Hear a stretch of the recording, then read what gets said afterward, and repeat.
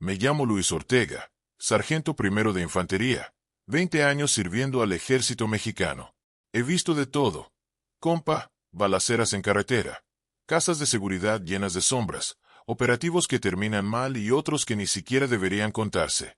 Después de tanto tiempo, uno cree que ya no hay nada que lo sorprenda, que ya conoces la guerra, que ya sabes cómo huele la muerte y cómo suena el miedo. Eso pensaba yo, hasta la noche en que nos dieron la orden que nadie debió aceptar. Fue el 22 de julio de 2024, en la base militar de Guadalajara. Nos reunieron de golpe, sin previo aviso, a 200 elementos de fuerzas especiales. 8 pelotones completos, todos con experiencia, todos curtidos, todos con la mirada pesada de quien ya ha estado demasiado tiempo en esto. Desde que entramos al salón de briefing, algo se sentía distinto. No era la típica operación contra el narco. No era rutina. Las pantallas ya estaban encendidas. Mapas enormes cubrían las paredes. Coordenadas marcadas en rojo, rutas, elevaciones, puntos estratégicos, todo demasiado detallado. Y al frente, parado como estatua, estaba el general Arturo Mendoza. Ese nombre pesa dentro del ejército.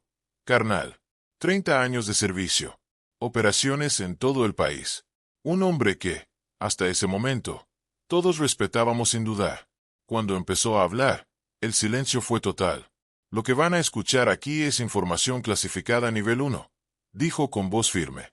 Nada de esto sale de esta sala. Van a firmar documentos de confidencialidad, y si alguien rompe ese acuerdo, se atiene a las consecuencias. Nadie preguntó nada. Nadie se movió. Solo firmamos. Ahí debimos darnos cuenta. Apagaron las luces. Las pantallas iluminaron el cuarto con un brillo frío. Aparecieron imágenes del CJNG, convoys armados, rostros conocidos, rutas de tráfico, inteligencia militar de meses. Según el general, el cártel iba a ejecutar una operación grande en la Sierra Madre Occidental, en la frontera entre Jalisco y Michoacán. 3 pueblos pequeños, pero estratégicos, controlaban rutas clave hacia el norte. Si caían, se abría un corredor completo. Nuestra misión era simple, en papel. Llegar antes que ellos. Posicionarnos en las montañas. 8 pelotones rodeando el valle.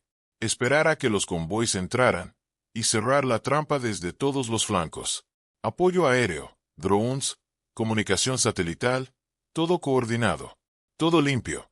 Operación de 6 horas máximo, dijo Mendoza. Para las 10 de la mañana, estarán de regreso. 6 horas. Recuerdo que algunos se miraron entre sí, confiados. Era una misión grande. Sí, pero no imposible. Era lo que hacíamos. Era nuestro trabajo. Yo mismo pensé lo mismo. Nada fuera de lo normal. Pero entonces el general dijo algo más.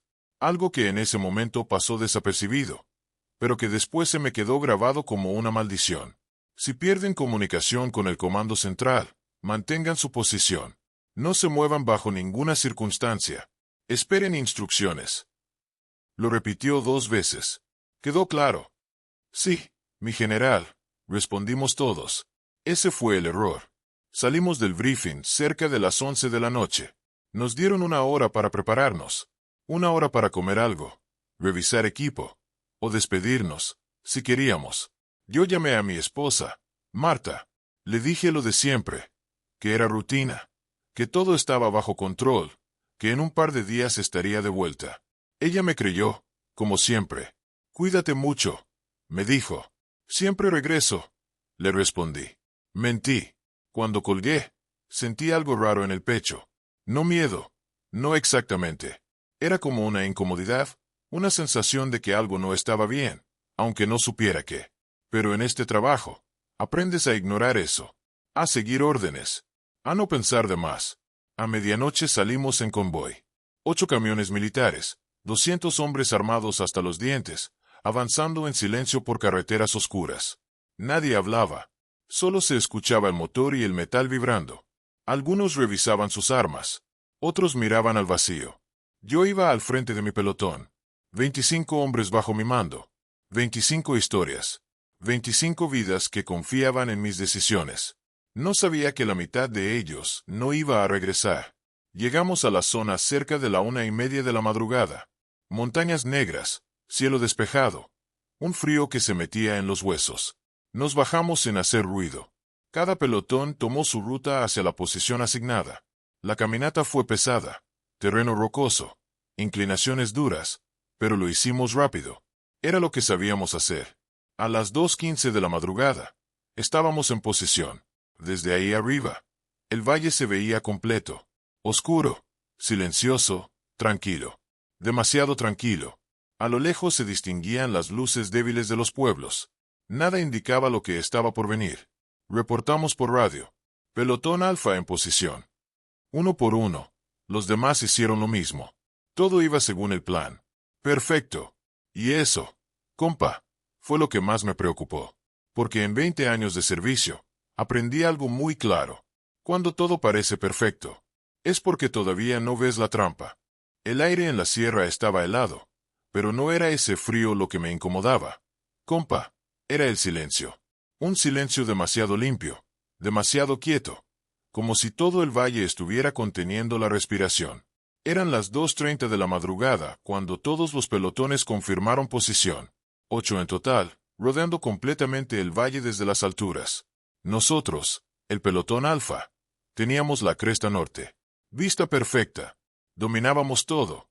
Me acomodé detrás de una roca grande, con el radio pegado al oído. Mis hombres ya estaban listos. Francotiradores en posición, ametralladorista cubriendo el flanco derecho, el resto disperso en puntos estratégicos. Nadie hablaba, solo miraban hacia abajo, esperando. A las 3 en punto, la voz del comando central rompió el silencio. Atención a todos los pelotones. Primer convoy detectado entrando por el sector oeste. Sentí como el pulso se me aceleraba. Ahí venía. 10 minutos después, segunda transmisión. Segundo convoy entrando por el sur. Tercer convoy por el este. Confirmado. Aproximadamente 250 elementos armados. Era real. No había vuelta atrás. Miré hacia el valle con los binoculares nocturnos, y ahí estaban. Luces moviéndose entre los caminos de tierra. Pickups, varias, bajando lentamente. Algunos con música, otros con las luces encendidas como si no temieran nada. Venían confiados. No sabían que los estábamos esperando. O eso creíamos. A las 3:32 de la madrugada, los 3 convoys comenzaron a entrar al valle casi al mismo tiempo. Exactamente como lo había dicho inteligencia. Coordinación perfecta. Esperen la orden, dije en voz baja a mis hombres. El plan era claro. Dejarlos entrar, que se sintieran seguros, y luego cerrar la trampa desde todos los ángulos. 5 minutos pasaron. 10. Los convoys seguían avanzando, reuniéndose en el centro del valle. Todo iba perfecto. Demasiado perfecto. Y entonces, pasó. Eran exactamente las 3:45 cuando mi radio empezó a hacer un ruido extraño. Estática. Al principio leve, luego más fuerte. Alfa a comando central. ¿Me copian? Pregunté. Nada. Solo ruido blanco. Volví a intentar. Comando central. Aquí Alfa. Cambio. Silencio. Miré al cabo Soto, encargado de comunicaciones. Ya estaba revisando su equipo, moviendo cables, cambiando frecuencias. ¿Qué está pasando?, le pregunté. No respondió de inmediato. Su cara se puso pálida. Mi sargento, no hay señal en ninguna frecuencia. Interferencia. Negó con la cabeza. No, esto no es normal. Es como si todo estuviera muerto. Sentí un escalofrío que no tenía nada que ver con el frío. Intenté con mi radio de respaldo. Nada. Completamente muerto. ¿Los otros pelotones?, preguntó el teniente Ramírez, acercándose. No hay comunicación con nadie, respondió Soto. Ahí fue cuando algo dentro de mí se tensó. Esto ya no era parte del plan. Levanté la vista. Y fue entonces cuando lo vi. El cielo. No estaba oscuro. No completamente. Había un brillo, anaranjado. Débil al principio, como un atardecer lejano, pero en la dirección equivocada. No era el este. No era el oeste. Era todo. ¿Están viendo eso?, pregunté. Mis hombres también miraban. Nadie decía nada. El brillo crecía lentamente, iluminando las nubes invisibles, aunque el cielo estaba despejado. No había lógica. No había explicación. El aire se sentía pesado, denso, como antes de una tormenta. Pero no había viento. No había sonido. Solo esa luz, que no debía estar ahí. Esto no me gusta nada, murmuró Ramírez. No le respondí, porque en ese momento empezó el tiroteo. Pero no fuimos nosotros. Allá abajo, en el valle, los del CJNG comenzaron a dispararse entre ellos. Al principio pensé que era confusión, que un convoy había confundido al otro. Pero no, esto era diferente. Era caos. Disparaban sin control. Gritaban. Algunos corrían en círculos. Otros se tiraban al suelo. Camionetas chocando. Ráfagas cruzadas. Explosiones pequeñas. Se estaban matando entre ellos. Sin razón. Sin sentido. ¿Qué demonios?, dijo uno de mis soldados. No supe qué responder. Pero tomé una decisión. Francotiradores, listos. Ametralladorista. Cubre flanco. Abrimos fuego controlado. No podíamos quedarnos mirando. Si ellos estaban en desorden, era nuestra ventaja. O eso pensé. Las primeras ráfagas salieron desde nuestra posición. Disparos precisos. Objetivos claros. Vi caer a varios. Claramente. Golpes limpios. Cuerpos al suelo. Todo como debía ser. Pero algo se sentía mal. Muy mal. El tiempo no fluía normal. Era difícil de explicar, compa. Mis movimientos se sentían pesados, como si el aire fuera más denso. Pero mi mente iba rápido. Demasiado rápido. Como si estuviera fuera de sincronía con todo. Miré mi reloj. 3:58 de la mañana. Solo habían pasado minutos. Pero mi cuerpo sentía horas. Y entonces lo vi. Un hombre. Allá abajo. Uno de los que habíamos abatido. Se levantó. Lento. Como si nada hubiera pasado. Tomó su arma. Y siguió disparando. Me quedé congelado. Mi sargento, ese tipo, dijo uno de los francotiradores. Yo le disparé, directo al pecho. No respondí. Porque en ese momento, otro más se levantó. Y otro. Y otro. Sentí como el miedo, ese que crees que ya no existe después de tantos años, regresó. Pero no como antes. Esto era diferente. Esto no era miedo a morir. Era miedo a no entender. Miré al cielo otra vez. El brillo anaranjado era más intenso ahora. Como si nos estuviera envolviendo. Como si estuviéramos dentro de algo. Volví al radio. Intenté una vez más. Nada. Estábamos solos. Sin órdenes. Sin comunicación. Rodeados de algo que no podíamos explicar. Y con una orden clara en la cabeza. No moverse. Mi sargento, deberíamos retirarnos, dijo Ramírez. Lo pensé. Lo juro. Pero esa voz, la del general, seguía ahí. Mantengan su posición. Apreté el arma. Miré a mis hombres. Y dije lo peor que pude haber dicho esa noche. Mantenemos posición. Ahí fue cuando la emboscada perfecta se convirtió en una prisión. Y nosotros, compa, ya estábamos atrapados. No pasó mucho tiempo, o al menos eso decían nuestros relojes. Pero algo ya estaba mal dentro de nosotros. El combate seguía abajo en el valle. Disparos, gritos, explosiones, todo mezclado en un caos que no tenía lógica. Los del CJNG seguían atacándose entre ellos, y a nosotros, pero no había estrategia, no había orden. Era como ver a hombres peleando contra algo que no podían entender. Y nosotros estábamos igual, atrapados, sin comunicación, sin mando, sin explicación. Miré mi reloj otra vez. 4:10 de la madrugada. Fruncí el ceño. No podía ser. Sentía el cuerpo pesado, los músculos cansados, la garganta seca, como si llevara horas ahí tirado, sin moverme. Pero el reloj no mentía. Solo habían pasado 25 minutos. No cuadra, murmuré. El teniente Ramírez se acercó. Mi sargento, ¿qué hora tiene? Le mostré el reloj. Se quedó callado unos segundos. Eso no puede ser. Yo siento como si lleváramos aquí mínimo 3 horas. No respondí, porque yo sentía lo mismo. Y no éramos los únicos. El cabo Soto levantó la voz desde su posición. Mi sargento, venga a ver esto. Me moví rápido hacia él, agachado entre las rocas. Tenía su equipo táctico encendido, revisando datos. Mire esto. El GPS marca que llevamos aquí 1 hora y media desde que llegamos. Y mi reloj marca casi 4 horas. Sentí un golpe seco en el pecho. ¿Estás seguro? Asocié los tiempos antes de salir de la base. Todo estaba sincronizado. Esto no tiene sentido. Ramírez se acercó también. ¿Qué estás diciendo, Soto? El cabo dudó un segundo, como si no quisiera decirlo en voz alta. Creo que el tiempo no está pasando igual para nosotros. Silencio. Nadie se rió. Nadie dijo que estaba loco, porque todos lo estábamos sintiendo. El tiempo estaba roto. El combate seguía. Disparábamos. Recargábamos. Volvíamos a disparar. Veíamos caer a los mismos hombres. Y levantarse otra vez. El mismo patrón. Una y otra vez. Como si todo estuviera repitiéndose. Como si estuviéramos atrapados en un ciclo.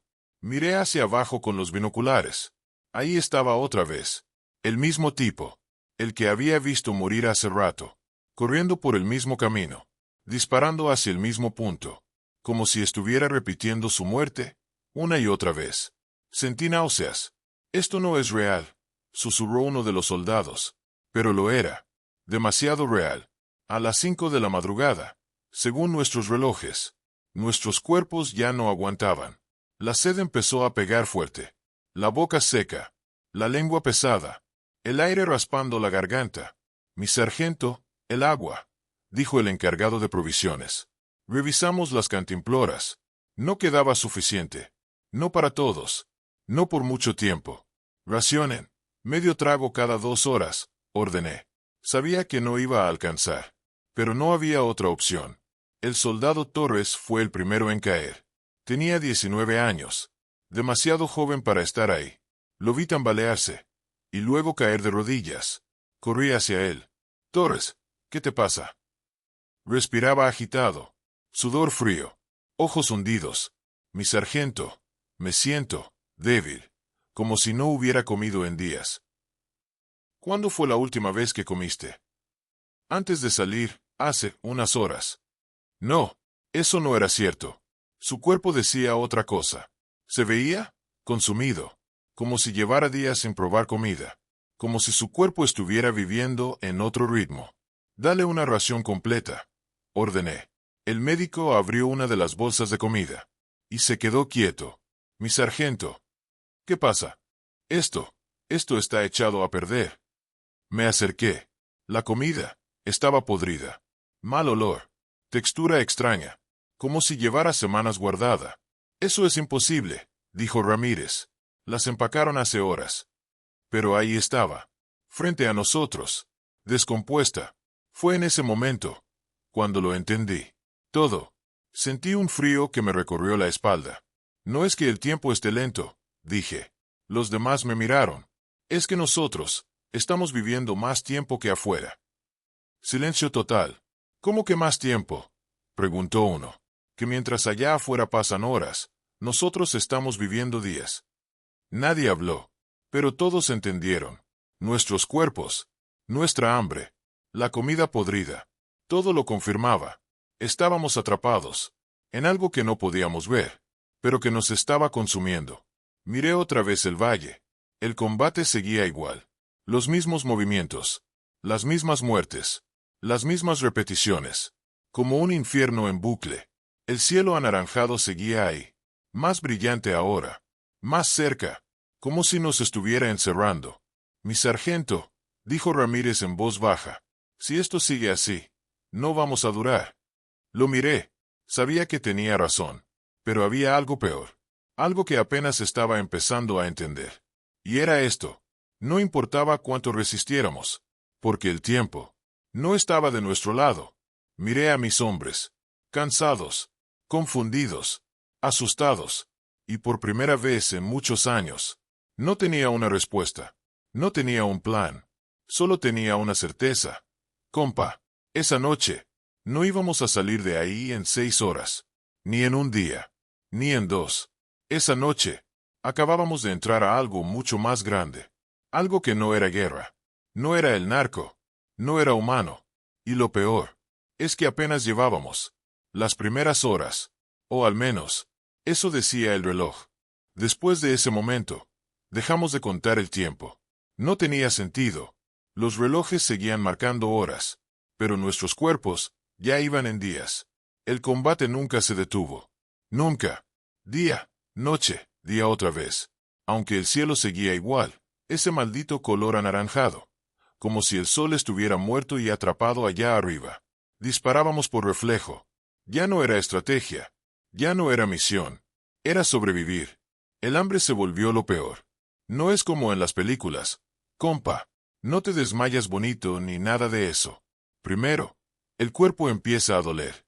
Los músculos se consumen. Te tiemblan las manos. Pierdes fuerza. Después viene el vacío. Un vacío en el estómago que no se llena con nada. Luego, el dolor. Un dolor que te dobla, que no te deja pensar. Y después, te empiezas a volver loco. Empezamos a buscar lo que fuera. Debajo de las piedras. Entre la tierra. Insectos. Cualquier cosa que se moviera. Los comíamos sin pensar. Sin asco. Sin nada.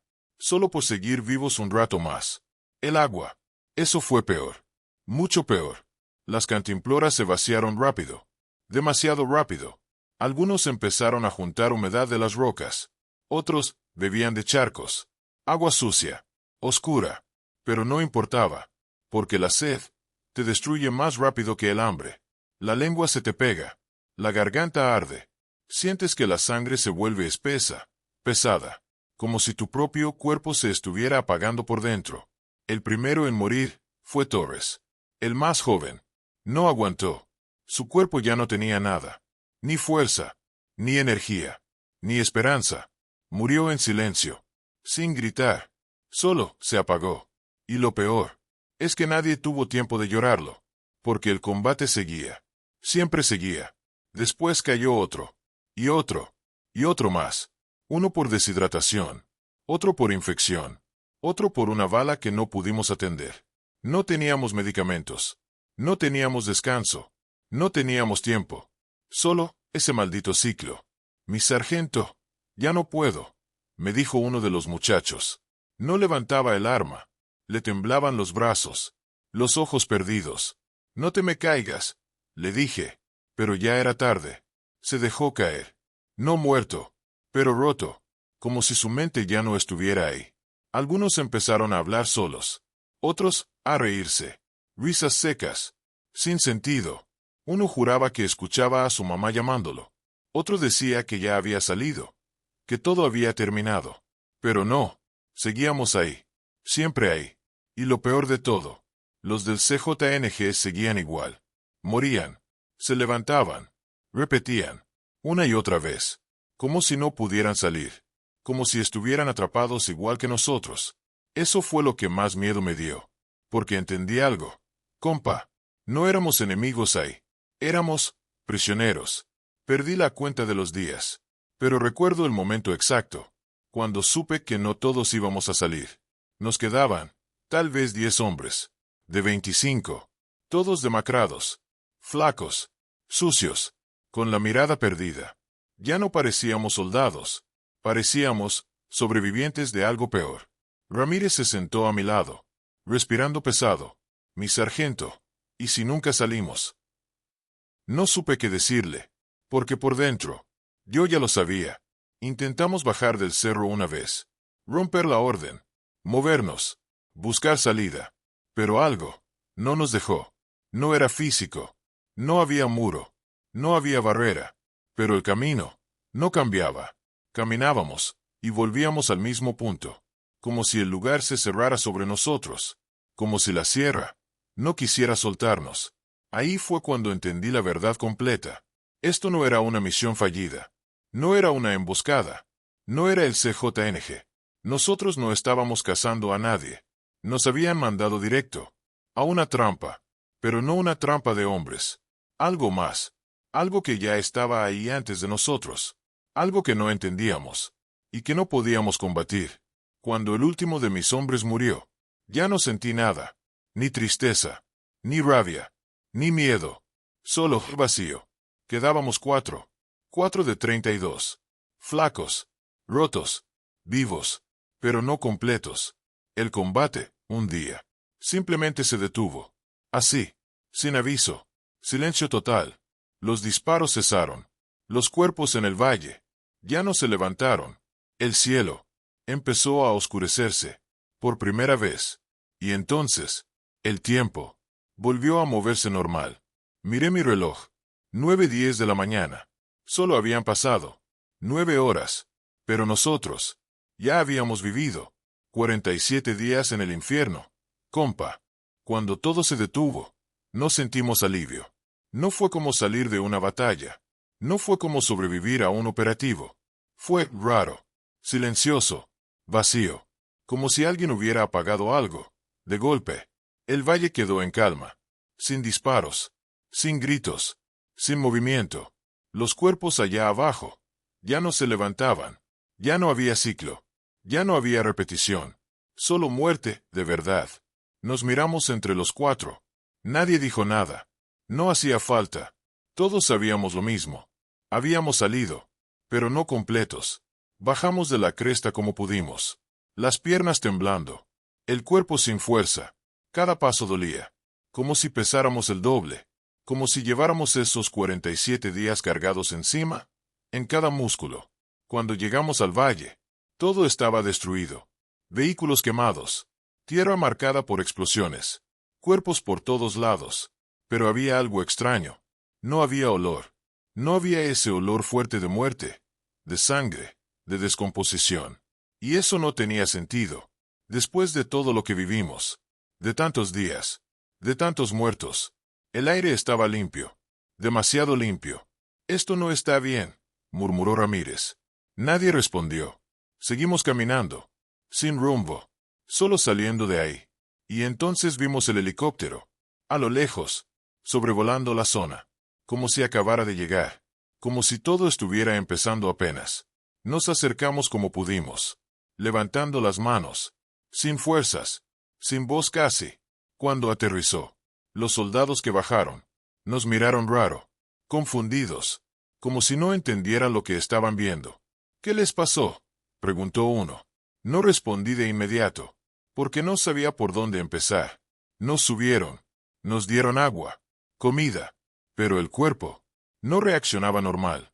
Bebí y me dolió. Comí y sentí náuseas, como si mi propio organismo ya no recordara cómo hacerlo. Uno de los médicos me miró fijo. ¿Cuánto tiempo estuvieron ahí? Lo miré y respondí la verdad. 47 días. Se quedó en silencio. Luego negó con la cabeza. Imposible. Ustedes salieron hace 9 horas. Sentí algo romperse dentro de mí. No rabia, no miedo. Algo peor. Desconexión. Nos llevaron directo a la base, sin pasar por ningún hospital, sin descanso, sin nada. Ahí empezó lo peor. Nos separaron. Apenas bajamos del transporte, cada uno por su lado, sin hablar, sin cruzar palabra. A mí me metieron en un cuarto pequeño, frío, con una mesa y una silla.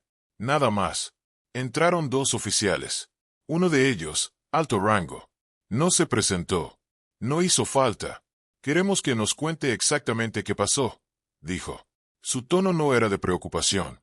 Era de control. Empecé desde el inicio. La misión, la emboscada, el radio, el cielo, el tiempo, los muertos que se levantaban. Todo. No omití nada. Cuando terminé, hubo silencio. El oficial me miró unos segundos, y luego dijo algo que nunca voy a olvidar. Eso no fue lo que pasó. Sentí un vacío en el pecho. ¿Cómo que no? Se inclinó un poco hacia mí.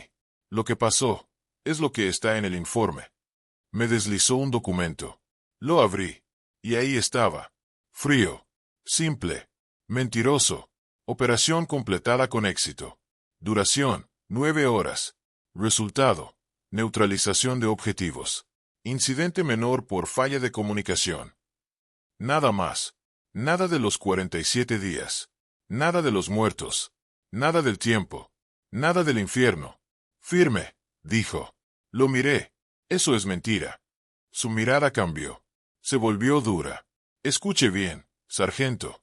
Lo que usted vivió no sucedió. Silencio. Y si insiste en decir lo contrario, va a enfrentar consecuencias. No eran amenazas vacías. Se sentían reales. Pesadas. Su carrera, su libertad, su familia. No terminó la frase. No hacía falta. Firmé. No porque creyera la mentira, sino porque entendí algo. Ellos ya sabían. No estaban confundidos. No estaban investigando. Estaban encubriendo. Antes de salir, el oficial dijo algo más. Algo bajo. Casi como un error. No son los primeros. Me detuve. Lo miré. ¿Qué dijo? Pero ya no respondió. Solo hizo una seña para que me sacaran. Ahí entendí todo. Compa. No fue un accidente. No fue mala suerte. No fue el CJNG. Nos mandaron ahí. Sabiendo que algo existía en esa sierra. Algo que rompe el tiempo. Algo que no debería tocarse. Y aún así, nos mandaron. Salí de ese cuarto. Pero ya no era el mismo. Porque aunque mi cuerpo había regresado, mi mente seguía atrapada allá arriba. Después de ese día, mi vida no siguió. Se detuvo. No de golpe. No con un ruido fuerte. Sino poco a poco. Como se apaga una vela. Me dieron de baja meses después. Problemas psicológicos severos, decía el informe. Estrés postraumático. Inestabilidad. Riesgo operativo. Mentira. No era eso. O al menos, no solo eso. Yo sabía lo que había visto. Lo que había vivido. Y también sabía que ellos también lo sabían. Nos separaron a los 4 sobrevivientes. A diferentes estados. Diferentes bases. Diferentes vidas. Nunca más volví a verlos. Ni una llamada. Ni un mensaje. Nada. Como si nunca hubiéramos existido juntos. Pero a veces, en las noches, los sueño. Veo sus caras. Escucho sus voces. Y siempre están en la sierra. Atrapados. Repitiendo. Intenté volver a la normalidad. Volver con mi esposa. Con mis hijos. Pero no pude. Ella me miraba. Y no entendía. ¿Qué te pasó?, me preguntaba. ¿Cómo le explicas a alguien que viviste 47 días, mientras el mundo solo vio 9 horas?